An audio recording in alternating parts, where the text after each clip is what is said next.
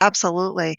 Well, and that kind of goes into so in 2023, Gallup report shows that 89% of HR professionals consider employee engagement as a critical factor in improving business outcomes, with 33% reporting increased engagement as one of the top priorities for HR departments.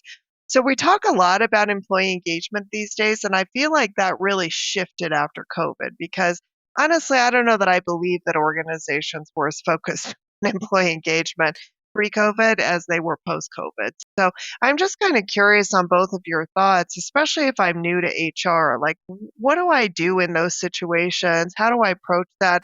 My boss came to me and told me, we need to improve employee engagement. So what am I supposed to do in those situations? Cindy, you want to go first? I think I would first go back to my HRIS person and say, hey, what are some statistics here? Show me some data, because data is going to help you to discover and inform your next steps, right? So if retention is low or lower, and maybe it took a dip, why is that? What were some things that have changed? I think after the pandemic, I have noticed that organizations are much better about ensuring that their employees are engaged.